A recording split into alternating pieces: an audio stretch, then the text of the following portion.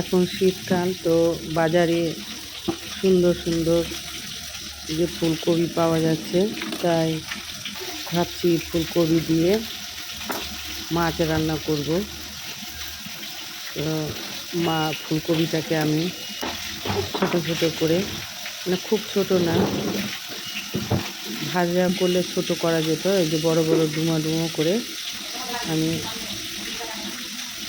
টুকরো করে নেব ফুলকপিগুলো। আর আলু ওর সঙ্গে দিব। আলুগুলোকেও ছিলে আমি এইভাবে টুকরো করে নিচ্ছি। কাটা হয়ে গেছে আমার সব ফুলকপি আর আলু। এবার মশলাটাকে কষিয়ে ফুলকপি আলু দিয়ে ভালো করে কষবো। যে মশলা যেরকম হয়, বেসিক মশলা, রসুন, আদা, পেঁয়াজ বাটা, ধনে, জিরা, লবণ, হলুদ, এগুলো দিয়ে ভালো করে ফুলকপি আলুটিকে কষে নিব। কষা হয়ে গেছে আমার। এবার জল দিয়ে দিব, যেভাবে আমি ঝোল রাখতে চাই সেই মতন ঝোলের জল দিয়ে দিব।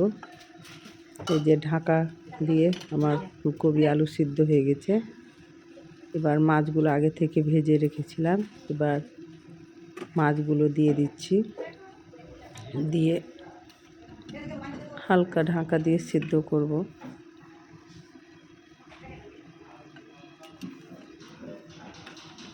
এই যে টকবক করে ফুটছে,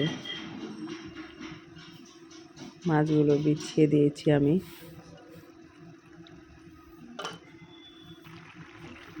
হয়ে গেছে আমার। এবার ধনেপাতা কুচি করে ধনেপাতা দিয়ে মাছটা নামিয়ে নেব।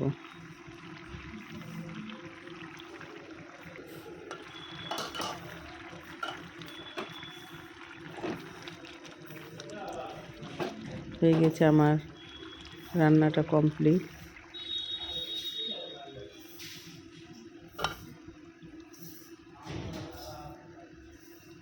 এবার আমি পরিবেশন করব ভাতের সঙ্গে।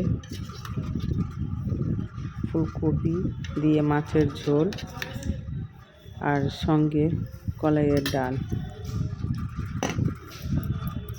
অসাধারণ লাগে খেতে।